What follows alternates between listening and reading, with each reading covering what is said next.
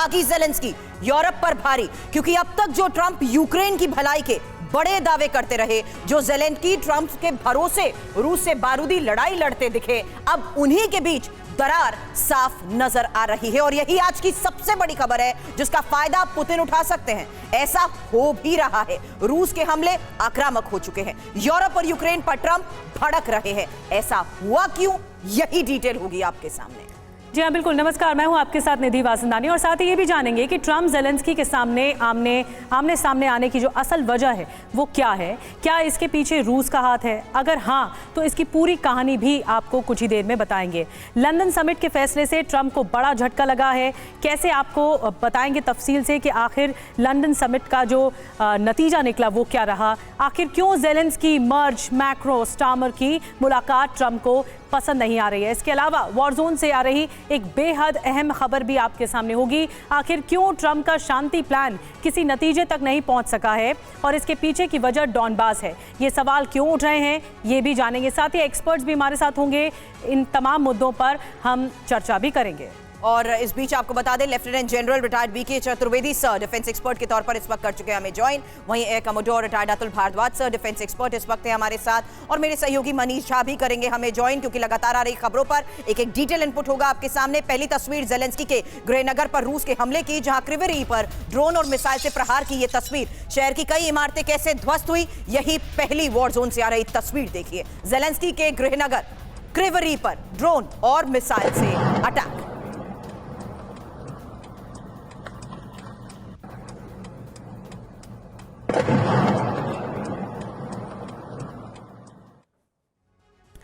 Kharkiv से बड़ी खबर मिल रही है। खार्किव में रूस का मिसाइल अटैक हुआ है, थर्मल पावर प्लांट पर हमला कर दिया गया। पावर प्लांट को नुकसान की खबर है।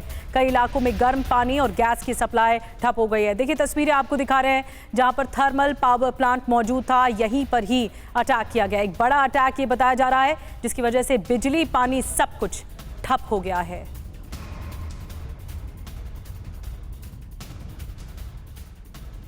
अगली तस्वीर, फ्रंट लाइन पर यूक्रेन के F-16 फाइटर जेट का हमला, जहां फ्लैश के जरिए रूस के सैन्य पोस्ट पर कैसे अटैक हुआ, देखिए तस्वीर। बेहद कम ऊंचाई पर उड़ान भरकर इस हमले को अंजाम दिया।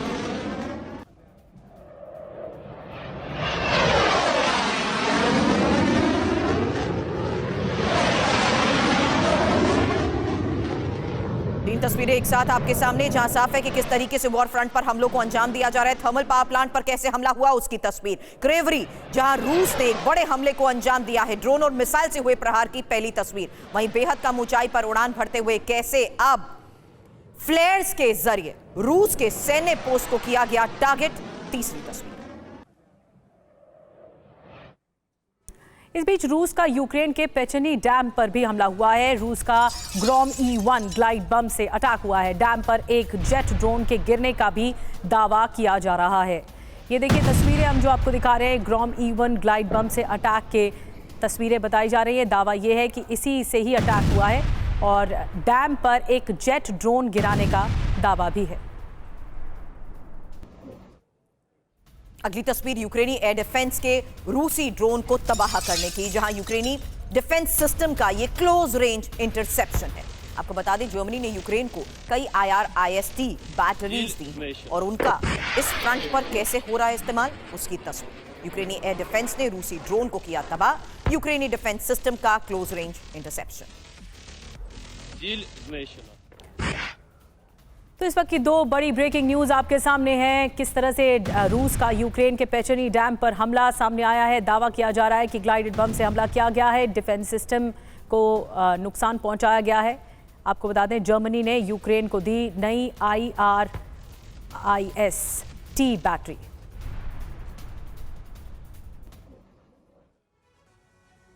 और अब आज की सबसे बड़ी खबर, ज़ेलेंस्की यूरोप पर भड़के डोनाल्ड ट्रंप। बिना प्रस्ताव पढ़े ज़ेलेंस्की ने ना की है और ज़ेलेंस्की से सावधान रहे यूरोप। यह बात डोनाल्ड ट्रंप की तरफ से कही गई है। जैसा करेगा वैसा भरेगा यूरोप। डोनाल्ड ट्रंप ने आज एक बहुत बड़ा स्टेटमेंट दिया है, जिससे साफ है कि किस तरीके से अब ज़ेलेंस्की के साथ साथ यूरोप पर भी डोनाल्ड ट्रंप भड़क गए हैं। और आज के इस हालात में ट्रंप के इस बयान के मायने क्या है, यूरोप यूक्रेन पर भड़क उठे ट्रंप। हालांकि शांति प्लान मंजूर ना होने से ही डोनाल्ड ट्रंप गुस्से में हैं।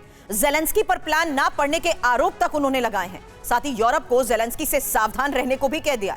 जेलेंस्की के यूरोप दौरे से भी ट्रंप नाराज हैं। ऐसे में बड़ा सवाल यही है, और इसी सवाल के साथ चतुर्वेदी सर आपके पास आ रही हूं, क्योंकि क्या ट्रंप को सता रहा है प्लान फेल होने का डर? चतुर्वेदी सर आपके पास आऊं उससे पहले इसी बयान के बारे में क्विक अपडेट और इंफॉर्मेशन मनीष आपसे। और मनीष, ये जो स्टेटमेंट जिस वक्त आ रहा है उसकी टाइमिंग किस लिहाज से इंपॉर्टेंट हो जाती है, क्योंकि सवाल इस वक्त उसी पीस प्लान को लेकर है, और क्या अब प्लान फेल होने का ही डोनाल्ड ट्रंप को डर सता रहा है? मनीष देखिए, ये तो साफ है कि अब तो पीस प्लान गया, क्योंकि कहीं से भी किसी भी तरीके से यूरोप और यूक्रेन इस पीस प्लान पर हामी नहीं भरने वाले हैं। कल जो लंदन की मीटिंग हुई और उसके बाद से फिर चाहे प्रेसिडेंट जेलेंस्की हो या यूरोप के सभी नेता, उन सब ने साफ कर दिया कि किसी भी कीमत पर यूक्रेन की को 1 इंच जमीन भी रूस को नहीं दी जा सकती है। और अगर ऐसी बात है तो फिर जाहिर है कि रूस मानेगा नहीं और फिर ये पीस प्लान होने को नहीं रहा। लेकिन अंतर बस इतना है कि ट्रंप को ये लग रहा है कि जेलेंस्की ने ये स्टैंड इसलिए लिया क्योंकि यूरोप के नेताओं ने जेलेंस्की को बरगलाया है। इसलिए आप देखते हैं कि प्रेसिडेंट ट्रंप इस वक्त यूरोप के खिलाफ गुस्से में है और वो कह रहे हैं कि यूरोप गलत दिशा में जा रहा है, यूरोप बनना पड़ेगा, यानी तो फिर यूरोप को यूरोप की कीमत चुकानी पड़ेगी। तो जाहिर है कि अमेरिका और यूरोप के बीच एक भारी दरार यहां साफ तौर पर दिखाई दे रहा है यूक्रेन के पीस प्लान को लेकर। अब ये अगर आगे बढ़ता हुआ है तो फिर नाटो में भी आपको एक फूट पड़ती हुई दिखाई देगी। तो क्या मनीष ये पीस प्लान अब ठंडे बस्ते में जाता हुआ दिख रहा है? ये सबसे बड़ा सवाल है। आऊंगी मनीष आपके पास। इस वक्त एक और बड़ी खबर मिल रही है, जल्दी से बड़ी खबर के बारे में बता दें। यूक्रेन के MiG-29 फाइटर जेट की उड़ान देखने को मिली है। रूस के ड्रोन और मिसाइल को मार गिराया गया है। पीछा करके रूसी मिसाइल को इंटरसेप्ट किया गया।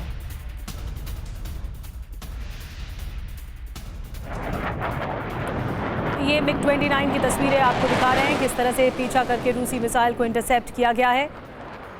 आसमान में ये भिड़ंत की तस्वीरें, यूक्रेन के MiG-29 फाइटर जेट्स की ये बड़ी उड़ान देखने को मिली है।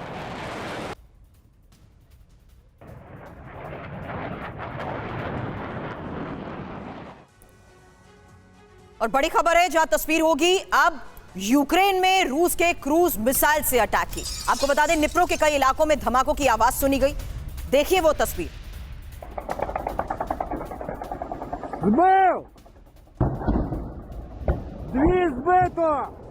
निप्रो के इलाकों में धमाकों की आवाज। आपको बता दें जर्मनी से मिले एयर डिफेंस सिस्टम से ही मिसाइल इंटरसेप्ट किए गए हैं, जिससे साफ है कि किस तरीके से वॉर फ्रंट पर जर्मनी से मिले इसी एयर डिफेंस सिस्टम का इस्तेमाल हो रहा है। और ये 2 तस्वीरें भी एक साथ आपके सामने। पहली तस्वीर जहां पीछा कर रूसी मिसाइल को कैसे इंटरसेप्ट किया गया, और निप्रो के कई इलाकों में धमाकों की वो आवाज जहां यूक्रेन में रूस का क्रूज मिसाइल से अटैक।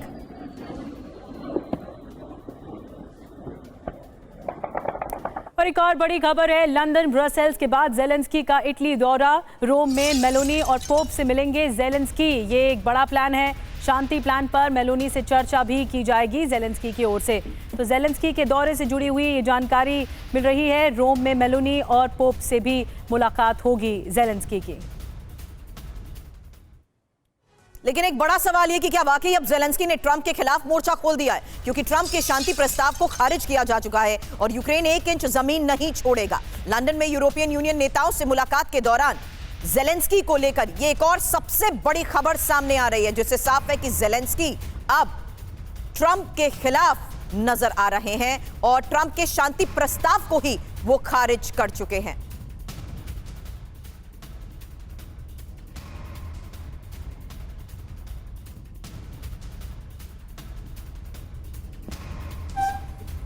तो फिलहाल ये एक और सबसे बड़ी खबर है जहां ट्रंप के शांति प्रस्ताव को खारिज किया जा चुका है और जेलेंस्की की इसी मुलाकात को लेकर फिलहाल एक और बड़ी खबर और डिटेल। और अब आपको बताते हैं ट्रंप के खिलाफ जेलेंस्की यूरोप से कैसे मोर्चाबंदी हो रही है। देखिए तकरार बढ़ती जा रही है। थोड़ा डिटेल में जानकारी देते हैं। जेलेंस्की ने कहा कि यूक्रेन 1 इंच जमीन नहीं छोड़ेगा, वहीं रूस को अपने क्षेत्र की जमीन नहीं देंगे। यूक्रेन को अमेरिकी प्लान नामंजूर है। अब बड़ी बात क्या है? बड़ी बात यह है कि लंदन में यूरोपीय नेताओं से मिले जेलेंस्की, स्टार्मर या फ्रेडरिक मर्च, मैक्रो के साथ वार्ता। 20 पॉइंट्स का प्लान अमेरिका को देंगे यूरोप यूक्रेन। बैठक में ट्रंप के खिलाफ नेताओं ने बयान भी दिए हैं। तो अभी एक सहमति बन नहीं पाई है और पीस टॉक आगे बढ़ने की कवायद तो बढ़ रही है। चतुर्वेदी सर, मैं आपसे शुरू कर रही हूँ। ये जो पीस टॉक है ये सिर्फ हवा भर है? आपको लगता है कि सिर्फ दिखावे के लिए पीस टॉक हो रहा है? अंदर खाने में या इसकी इनसाइड स्टोरी ये कहती है कि पहले से ही खांचे बटे हुए हैं यूरोप और अमेरिका के बीच में। यूरोप रूस को पसंद नहीं करता है और यूरोप चाहता है कि यूक्रेन किसी भी हाल में लीड करे। तो ये खांचे बटे हुए पीस प्लान सिर्फ आपको दिखावे के लिए लग रहा है, क्या ऐसा है? निधि, आपने बहुत अच्छी एनालिसिस की है। ये वाकई में दिखावा है, लेकिन इसमें सत्यता ये है कि अल्टीमेटली पीस प्लान पे अमल होना है, क्योंकि बिना अमेरिका की मदद के यूरोपियन ये none of them, European Union हो, नेटो हो या जेलेंस्की हो, यूक्रेन हो, कोई भी कुछ नहीं। आज अगर अमेरिका अपनी मदद बंद कर देगा तो जेलेंस्की अपने आप घुटनों पे आ जाएंगे। इसी तरह से यूरोप का भी यही हालत है। लेकिन जो चीज़ है, they will find a way out. ज़मीन जो ईस्टर्न यूक्रेन की है वो रशिया अब नहीं छोड़ेगा, डोनबास के इलाका, बल्कि खार्किव तक जाएगा। They will find a way out. It's a diplomacy की बात है। वो कहेंगे कि यहाँ पे एक रेफरेंडम करा सकते हैं यूएन के या किसी दो देशों के रिप्रेजेंटेटिव्स के अंदर, और उस दैट विल बी ओनली दिखावे के लिए होगा रेफरेंडम, क्योंकि रेफरेंडम तो सबको मालूम है कि वहाँ के लोग चाहते हैं रशिया के साथ। But Chaturvedi sir, ultimately Zelensky भी एक पीस प्लान चाहते हैं। हालांकि उनके नए पीस प्लान को लेकर आगे खबर, उससे पहले एक और बड़ी खबर है। लंदन में 2 घंटे जेलेंस्की की एक सीक्रेट मीटिंग चली है और मर्ज और मैक्रो की स्टार्मर के साथ जेलेंस्की की ये बैठक रही, जहां जेलेंस्की ने यूएस सुरक्षा गारंटी का मुद्दा उठाया है। हालांकि एक और बड़ी बात, मीडिया से बात किए बिना ही मर्ज और मैक्रो निकल गए। और यूक्रेन ने नया शांति प्लान तैयार किया है यूरोप के साथ मिलकर। ये शांति प्लान, पीस का प्लान तैयार किया गया है। ये यूक्रेन की कोशिश है, यूरोप के साथ मिलकर ये हो रहा है। शांति प्लान अमेरिका को अब देगा यूक्रेन। जो यूरोप के साथ मिलकर रणनीति बनाई है, इसे अमेरिका को दिया जाएगा। तो यूरोप के साथ मिलकर शांति प्लान की कवायद पूरी आगे बढ़ी है। एक सीक्रेट मीटिंग तक हुई है। शांति प्लान अब अमेरिका को दिया जाएगा यूक्रेन की ओर से।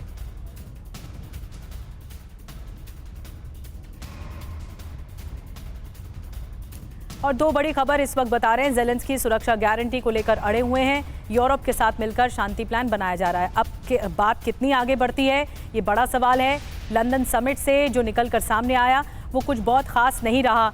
देखना होगा कि पीस प्लान को लेकर कितनी बात आगे बढ़ती है। जो यूरोप के साथ प्लान आगे बढ़ाया है, क्या उस प्लान पर सहमति, आम सहमति बन पाएगी?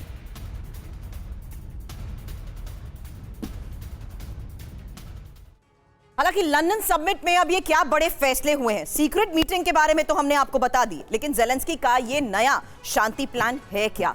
और एक और सबसे बड़ी बात जो हमने शुरुआत में आपको बताई, जिस पीस प्लान को लगातार चर्चा हो रही है उसे नामंजूर किया जा चुका है, और वो पीस प्लान है डोनाल्ड ट्रंप का। यही वजह है कि डोनाल्ड ट्रंप अब यूरोप और जेलेंस्की से है नाराज।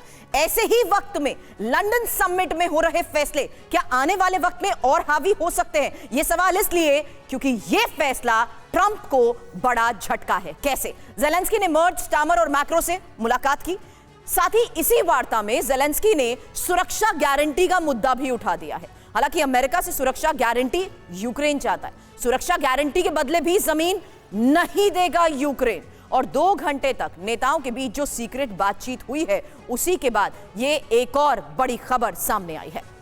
और एक और बड़ी खबर है, आपको बता दें, अमेरिका को जर्मनी के चांसलर का जवाब सामने आया है। मर्च ने कहा है कि आने वाले दिन निर्णायक होंगे, ये कहा गया है। मर्च ने कहा है कि यूक्रेन का भाग्य यूरोप का भाग्य है। ब्रिटेन के पीएम कीर ने बड़ा बयान दिया, यूक्रेन के मामले यूक्रेन के हैं और दूसरों के लिए नहीं। हालांकि कीर स्टार्मर ने यह भी कहा कि यूक्रेन को हमारा समर्थन है। आपको बता दें कि ट्रंप को फ्रांस के राष्ट्रपति का सीधा जवाब सामने आया है। अभी भी हमारे हाथ में बहुत सारे पत्ते हैं, ये कहा जा रहा है।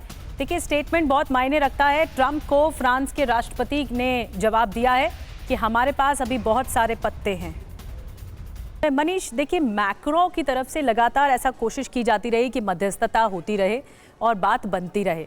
मैं डाल तू पात, हमेशा मैक्रो साथ दिखे हैं जेलेंस्की के। अब जो इनकी तरफ से कहा जा रहा है, जो अमेरिका को लेकर एक जवाब है कि उनके पास अभी बहुत सारे कार्ड्स हैं, तो ये कार्ड्स कौन से कार्ड्स हैं जो ज़ेलेंस्की को बताया गया?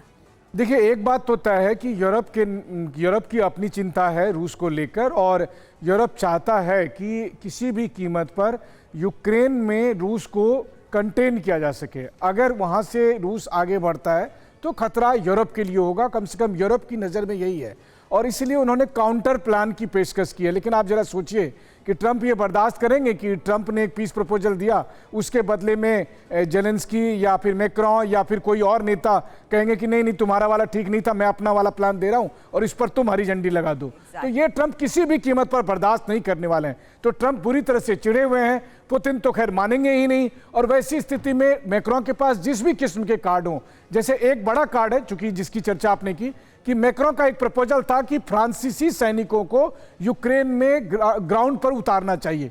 अगर ऐसा हो गया कि फ्रांस जर्मनी के सैनिक यूक्रेन में पहुंचे तो फिर विश्व युद्ध में और बचा क्या जी। लेकिन एक सवाल अतुल सर आपसे करना चाहती हूं, जो बात मनीष ने भी कही, जाहिर सी बात है ज़ेलेंस्की और यूरोप दोनों इस बात से वाकिफ हैं कि डोनाल्ड ट्रंप का यह गुस्सा हावी हो सकता है। इसलिए उस बयान को लेकर अतुल सर आपसे सवाल कर रही हूं, जहां एक शख्स जो कि ज़ेलेंस्की के साथ बैठे हैं कहते हैं कि यूक्रेन के मामले यूक्रेन के हैं, वहीं दूसरे शख्स उनके सामने यह कहते हैं कि यूक्रेन का भाग्य ही यूरोप का भाग्य है। अतुल भारद्वाज सर, देखिए, अगर आप यूरोप को देखेंगे, हम ये कहना बड़ा आसान होगा कि यूरोप ये सोच रहा है और अमेरिका ये सोच रहा है। यूरोप जो है वो एक सिंगल एंटिटी नहीं है इस वक्त पर। ये जो तीन लीडर आपको दिख रहे हैं, ये तीन लीडर जो बात कर रहे हैं, स्ट्रैमर बात कर रहे हैं, मैक्रोन बात कर रहे हैं और मर्क्स बात जो कर रहे हैं ज़ेलेंस्की से, ये एक आइडियोलॉजी को रिप्रेजेंट करते हैं, लिबरल स्ट्रीम से आते हैं। दूसरी ओर अगर आप यूरोप में देखेंगे तो, और इनका मकसद ये है बेसिकली इस लिबरल स्ट्रीम का कि रूसोफोबिया को यूज़ करके अपना पॉलिटिकल एजेंडा आगे करें, क्योंकि इनके अगेंस्ट एक फार राइट जो मूवमेंट वहाँ पर खड़ी हुई है इन तीनों देशों में, वो इस वॉर को सपोर्ट नहीं करती। तो वो इसको as a political agenda use कर रहे हैं इस वॉर को।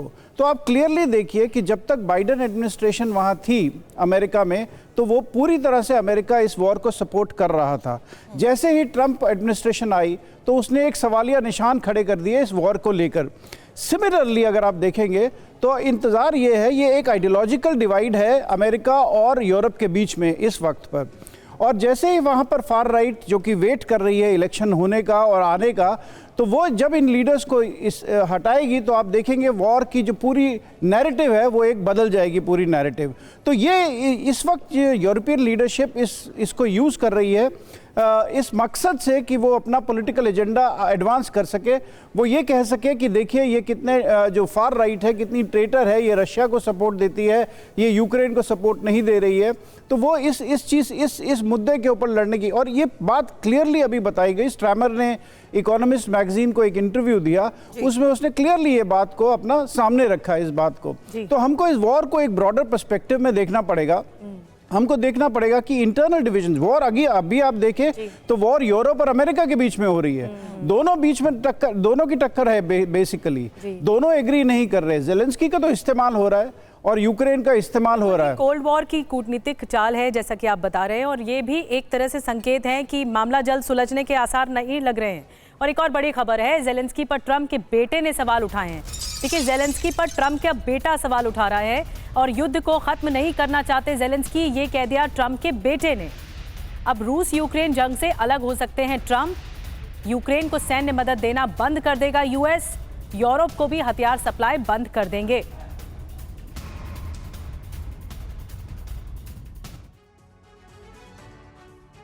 इस बीच डोनाल्ड ट्रंप के पूर्व सलाहकार का भी बहुत बड़ा बयान, यूक्रेन को सैन्य मदद देना पूरी तरह बंद हो, आर्थिक सैन्य इंटेलिजेंस सपोर्ट यूएस बंद करे और यूएस शांति प्लान पर अमल के लिए भी कदम उठाए।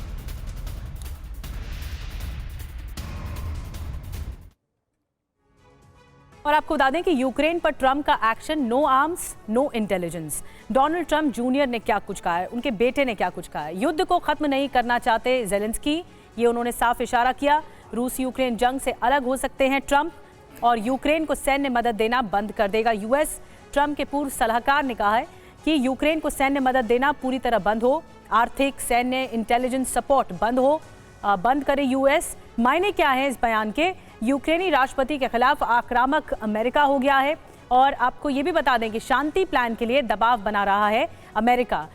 तो चतुर्वेदी सर, अगर शांति प्लान के लिए दबाव अमेरिका बना रहा है और दाल गल नहीं रही है, तो इसीलिए अब बेटे की तरफ से कहा जा रहा है कि ज़ेलेंस्की जो है वो तानाशाही कर रहे हैं।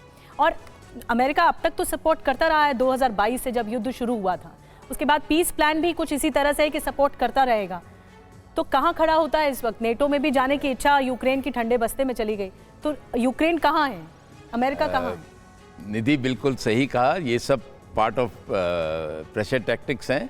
रशिया अपने लड़के मतलब ट्रम्प साहब अपने लड़के के थ्रू कुछ स्टेटमेंट दिलवा रहे हैं, अपने सलाहकारों के थ्रू कर रहे हैं, लेकिन ऑफिशियली कुछ नहीं आ रहा। These are part of the pressure tactics on Ukraine के ऊपर, कि वो ज़ेलेंस्की के ऊपर, कि किस तरह से वो उनके पीस प्लान को माने। यूरोप का जो बेसिक मुद्दा है वो खुद अपनी सुरक्षा के लिए चिंतित है और चाहता है कि यूक्रेन लड़ाई लड़ता रहे जिससे कि रूस इंगेज रहे। और ये चीज़ जो है, ये सब ओवरऑल अपनी अपनी सुरक्षा, अपने अपने इंटरेस्ट को लोग देख रहे हैं। ज़ेलेंस्की को कोई नहीं देख रहा, ना यूक्रेन को देख रहा, ना वहाँ के लोगों को देख रहा, सबको अपना इंटरेस्ट है। और इसलिए मैं समझता हूँ कि अल्टीमेटली बहुत 2 या 3 महीने मैक्सिमम ये सब प्रेशर टैक्टिक्स का रिजल्ट आएगा और उसके बाद ज़रूर शांति आएगी, क्योंकि यूक्रेन आज लड़ने के अगर बिना अमेरिका सपोर्ट बंद कर दे तो वो लड़ने के नहीं लड़ पाएगा। बिल्कुल, लेकिन इस बीच रूस यूक्रेन शांति प्लान पर एक और सबसे बड़ी खबर है, जहां डॉनबस को लेकर अमेरिका का दबाव है। अब डॉनबस इतना इंपॉर्टेंट क्यों है मनीष, यही सवाल आपसे होगा। और इस पीस प्लान में डॉनबस को लेकर हो रहे फैसले कितने इंपॉर्टेंट है। हालांकि अमेरिका ये चाहता है कि डॉनबस छोड़े यूक्रेन, और डॉनबस छोड़ने के लिए यूक्रेन तैयार भी नहीं है। यही इस वक्त की एक और सबसे बड़ी खबर है। हालांकि एक बड़ा सवाल यही है कि डॉनबस पर पेंच कहां फंसा है। मनीष मेरे साथ प्लीज आइए, क्योंकि यहां जो ग्राफिकली इंफॉर्मेशन हम रख रहे हैं, मनीष इस तरफ, मनीष प्लीज मेरे साथ इसी साइड आइए आप। और ये डॉनबस पर पेंच क्यों फंसा है, आप इस पूरे एरिया से वाकिफ हैं, और इस पूरे एरिया से आप जिस तरीके से वाकिफ हैं, मैं चाहती हूं कि हमें आई थिंक इस तरफ आना होगा, क्योंकि जिस तरीके से ग्राफिकली ये पूरी इंफॉर्मेशन आज के इस रूस यूक्रेन वॉर फ्रंट को देखते हुए हम सामने रख रहे हैं, उसमें आज डॉनबस वो जगह है जहां पर पेंच फंसा हुआ है। अब डॉनबस को लेकर ही अमेरिका के दबाव का मतलब क्या है, क्योंकि इसी पीस प्लान को लेकर जो खबरें आ रही हैं उसमें अमेरिका ये चाहता है कि यूक्रेन डॉनबस को छोड़ दे, और डॉनबस छोड़ने के लिए यूक्रेन तैयार नहीं है। हालांकि रूस ये चाहता है कि डॉनबस यूक्रेन सौंप दे। बड़ी बात यह है कि डॉनबस को कहा जाता है कि वो क्रीमिया का ही गेटवे है।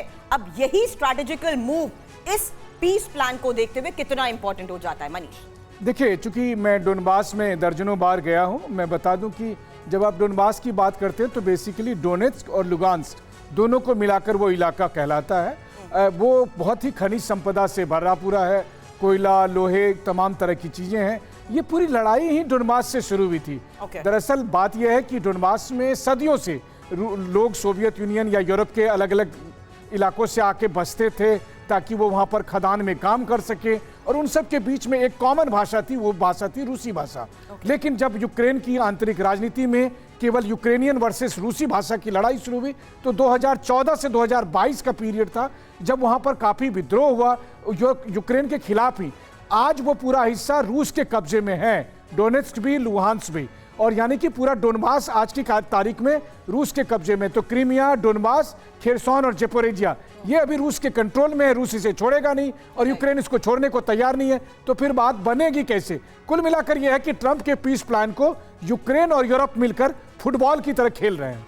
आइए मनीष, क्योंकि एक बात साफ हो गई कि एक तरफ जहां पीस प्लान नामंजूर को लेकर खबर आ रही है, वहीं दूसरी खबर आई कि किस तरीके से यूक्रेन नया पीस प्लान लाने की बात कर रहा है। वहीं तीसरी सबसे इंपॉर्टेंट बात है कि आज के इस हालात में कंडीशंस को लेकर किसी तरह की कोई रजामंदी बनती नजर नहीं आ रही है। और इस बीच एक और बड़ी खबर है, जर्मन पब्लिकेशन बिल्ड का बहुत बड़ा दावा भी है। यूक्रेन युद्ध अगले 18 महीने तक चलेगा। पुतिन के पास अगले 18 महीने का प्लान है। देखिए, ये जर्मन पब्लिकेशन की तरफ से बहुत बड़ा दावा कर दिया गया है, यूक्रेन युद्ध अगले 18 महीने और चलेगा। तो पुतिन ने प्लान बना लिया है अगले 18 महीने और इस पूरे युद्ध को चलाने का। आपको बताते हैं डिटेल में जर्मन पब्लिकेशन की ओर से क्या कुछ कहा गया है, लेकिन पुतिन की रणनीति साफ है और 18 महीने। डॉनबास रीजन को लेकर हमने जो आपको बताया कि उसमें लगातार संशय के बादल हैं और पीस प्लान को लेकर भी लगातार ये बात निकल कर आ रही है कि अभी मामला अटका हुआ है, लेकिन 18 महीने और युद्ध चलेगा और जंग चलेगी, ये पुतिन ने नया प्लान बना लिया है। थोड़ा और जानकारी आपको देते हैं। पुतिन के पास अगले 18 महीने का वॉर बजट तैयार कर लिया गया है। प्रतिबंधों के बावजूद युद्ध को लंबा खींच सकते हैं। आगे कड़े प्रतिबंध लगे तो समय और कम हो सकता है। छोटे तेल और कमोडिटी एक्सपोर्टर्स पर प्रतिबंध नहीं होगा। हथियार और गोला बारूद से भी 18 महीने की तैयारी हो चुकी है। चीन हो, भारत हो, यूएई हो, पुतिन को रणनीतिक मदद वहां से मिल ही रही है। भारद्वाज सर, अगर रणनीतिक मदद मिल रही है इन मुल्कों से तो क्या पुतिन 18 महीने तक जंग खींच पाएंगे? और अभी आपको स्टेटस क्या लगता है रूस का भी और यूक्रेन का भी? देखिए, जहाँ तक पुतिन का सवाल है, वॉर शुरू होने से पहले रशिया का जो डिफेंस बजट था वो $50 बिलियन के आसपास था और वो इन 4 सालों में अगर आप देखेंगे तो $150 बिलियन के आसपास पहुंच गया है। रशिया जो है मोस्ट सैंक्शनड इकोनॉमी है पूरे वर्ल्ड में इस वक्त पर, उसके बावजूद वो वॉर को अपनी सस्टेन कर पा रहा है, क्योंकि एक तरफ से ऑयल उसको वो बेचता है, अपना ऑयल बेचता है, उसके आगे और भी उसके चल रहे हैं, उसके पास अपनी कैपेसिटी है हथियार बनाने की। तो इन 2 वजहों से वो देखेंगे तो रशिया अपनी वॉर को सस्टेन कर पाया है और करता जा रहा है। दूसरी तरफ आप देखेंगे यूक्रेन है। यूक्रेन बेसिकली तो एक बहुत ही कमज़ोर देश है, पर वो बेसिकली यूरोप और पहले नेटो की सपोर्ट से खड़ा हुआ था। अमेरिका भी उसको सपोर्ट दे रहा था, डायरेक्ट सपोर्ट दे रहा था और अभी भी दे रहा है काफ़ी हद तक। तो ये वॉर चलेगी 18 महीने तक और ये वॉर का सिर्फ, जैसे मैंने कहा, इस वॉर का काफ़ी दारोमदार जो है वो इस चीज़ पे बेस्ड है कि वो वहाँ पर कब बदलेगी सरकार, कब बदलेगी यूरोप में। और 18 महीने हम इसीलिए कह सकते हैं कि ये चलेगी वॉर, बिकॉज जब तक कि ये रिजीम चेंज नहीं होंगे, जब तक, मैं रिजीम चेंज नहीं वर्ड यूज़ करूँगा, जब तक कि वहाँ डेमोक्रेटिकली रिजीम चेंज नहीं होंगे यूरोप में, तब तक ये वॉर चलती रहेगी, बिकॉज इनका अपना एजेंडा है। अगर आप ट्रंप को भी देखेंगे, ट्रंप जो है अगर इस वॉर अगर यूरोप के नेशनल सिक्योरिटी स्ट्रेटजी जो ट्रंप की आई है 2025 जी, डंके की चोट पर आपने एक बढ़िया एनालिसिस किया सर कि अब ये जो है रूस इतना सक्षम है कि वॉर को आगे तक खींच सकता है, लेकिन यूक्रेन के लिए बहुत ज्यादा दबाव है। मैं आऊंगी सर आपके पास, एक और बड़ी खबर है। रूस के अंदर यूक्रेन का बड़ा ड्रोन अटैक हुआ है। इस वक्त अभी भी खबर मिल रही है रूस का टेम्युक बंदरगाह पूरी तरह से तबाह हो गया है। रूसी सेना को टेम्युक बंदरगाह से सप्लाई होती है और क्रास्नोदार क्राई में मौजूद है टेम्युक बंदरगाह। टेम्युक बंदरगाह पर यूक्रेन के इस बड़े हमले का मतलब क्या है? फिलहाल खबर जानिए, क्योंकि क्रास्नोदार क्राई में यूक्रेन का ये ड्रोन अटैक बताया जा रहा है, जहां ड्रोन अटैक में ही टेम्युक बंदरगाह को तबाह करने का दावा किया गया। इसी टेम्युक बंदरगाह का 70% हिस्सा ध्वस्त किया जा चुका है। इस हमले में 24 ऑयल टैंक पूरी तरह जल चुके हैं। टेम्युक बंदरगाह में रूसी सेना को सप्लाई होती है और बंदरगाह पर हमले से सप्लाई चेन पर असर भी पड़ा है। चतुर्वेदी सर, ये तो साफ हो चुका है कि एक बहुत स्ट्रैटेजिकल मूव के तहत यूक्रेन इस वक्त हमलों को अंजाम देते हुए हाई वैल्यू टारगेट्स को हिट कर रहा है। बिल्कुल सही कहा आपने सुरभि की आज के दिन उसके पास लैंड ऑपरेशन, ग्राउंड ऑपरेशंस करने की ना तो शक्ति है ना इतने ट्रुप्स हैं। वो logistic installation, ammunition depots, oil depots, इनको टारगेट कर रहा है और उसको जो एक होता है विल टू फाइट, वो ख़त्म करने की, उसके रिसोर्सेज ख़त्म करने की कोशिश कर रहा है। लेकिन रशिया अगर कंसिडर किया जाए ओवरऑल उसमें, तो रशिया के पास बहुत रिसोर्सेज हैं। इतना आसान नहीं होगा कि रशिया के पूरे ऑयल डिपोज को बर्बाद कर देना या एम्यूनिशन डिपोज और वेपन सिस्टम जहाँ पे बनते हैं, मिसाइल जहाँ बनती हैं, उनको बर्बाद कर देना। एंड रशिया इज़ केपेबल, वो अभी रिटेलिएट करेगा। और दूसरी तरफ अगर देखा जाए तो जेलेंस्की के पास मैं डेफिनेटली कहता हूँ कि इतनी ताकत नहीं है जब तक कि उसको सपोर्ट बाहर से नहीं मिला। और एक बात मैं और कहना चाहता हूँ कि कोई नहीं कह सकता कि लड़ाई 18 महीने चलेगी, 2 महीने चलेगी, क्योंकि एक बार लड़ाई शुरू करना बहुत आसान है, लेकिन लड़ाई का अंत करना बहुत मुश्किल है। और इसलिए अगर कोई 18 महीने कहता है या कोई, मैंने 2-3 महीने कहा, मेरा एनालिसिस वाज बेस्ड ऑन कि उसके पास अब कैपेबिलिटी नहीं है लड़ना और अल्टीमेटली ही हैज़ टू सकम। बिल्कुल 3 महीने हो जंग, 18 महीने हो या फिर 24 महीने हो, लेकिन जंग अभी भी चल रही है और बदस्तूर चल रही है और ताबड़तोड़ तरीके से ग्राउंड जीरो पर हमले हो रहे हैं। एक और बड़ी खबर, यूक्रेन पर रूस का फिर बड़ा हमला हुआ है। 1 दर्जन शहरों पर एक साथ अटैक किया गया है। ड्रोन और मिसाइल अटैक से भारी नुकसान पहुंचा है। देखिए तस्वीरें आपको दिखा रहे हैं किस तरह से बारूदी प्रहार किया गया है 1 दर्जन शहरों पर।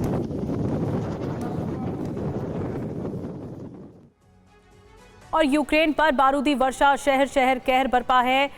नेप्रोपेट्रोव्स्क, कई घर, गैस पाइपलाइन और फार्म तबाह हो गए हैं। हमले में 1 की मौत और 5 लोग घायल हुए हैं।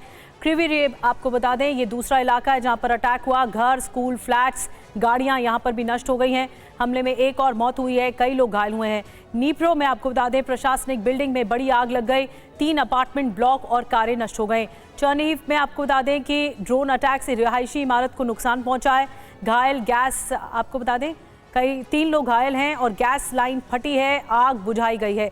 सूमी इलाके में 9 मंजिला इमारत पर ड्रोन वॉर कर दिया गया, 7 लोग मलबे से निकाले गए हैं। तो हम एक एक करके तस्वीरें आपको दिखा रहे हैं। ये इलाके जो सबसे ज़्यादा दहले हैं उनके बारे में हम आपको बता रहे हैं। मनीष, ये जो तस्वीरें हम लगातार देख रहे हैं ये ताज़ा अटैक की तस्वीरें हैं और एक साथ कई शहरों को निशाना बनाया गया है। इस हमले के पीछे क्या मंशा है, क्या ऑब्जेक्टिव दिखाई दे रहा है इस वक्त? देखिए, एक बात तो सही है कि दोनों ही तरफ से अपने अपने टारगेट को अचीव करने के लिए लगातार हमले हो रहे हैं, लेकिन हाँ, रूस के हमले ज़्यादा विध्वंसकारी हैं क्योंकि पहली बात तो यह है कि रूस के पास संसाधनों की कमी नहीं है, चाहे फिर वो ड्रोन हो, मिसाइल हो, फाइटर जेट हो। वहीं दूसरी तरफ यूक्रेन के पास अब उतने एयर डिफेंस सिस्टम बचे नहीं हैं। तीसरी बात यह है कि रूस की कोशिश है कि यूरोप से जो काफ़ी हथियार अभी आ रहे हैं, चाहे वो वाया अमेरिका आ रहे हों या फिर डायरेक्ट यूरोप जो मदद कर रहा है, उनको वॉर जोन में पहुंचने से पहले ही डिस्ट्रॉय किया जाए। इसलिए आप देखिए कि ना केवल खार्किव और आसपास के इलाके बल्कि अब लवीव जैसे इलाकों में भी लगातार टारगेट किया जा रहा है, या कीव में जो भी यूक्रेनियन एसेट्स, यूरोपियन एसेट्स मौजूद है उनको टारगेट किया जा रहा है। तो ये हमले लगातार बढ़ते रहेंगे क्योंकि युद्ध चल रहा है। ये सीज फायर की बात तो अब बची नहीं है। जब तक युद्ध चलता रहेगा रूस रोजाना इस तरह के हमले जारी रखेगा। बड़ी बात आपने मनीष कही, और किस स्ट्रैटेजी के तहत रूस इस वक्त हमलों को अंजाम दे रहा है उसी को लेकर आज की बड़ी खबरें हमने आपको दिखाई। फिलहाल ओवरऑल इवैल्यूएशन और अपडेट के लिए मनीष और भारद्वाज सर और चतुर्वेदी सर बहुत बहुत शुक्रिया आपका।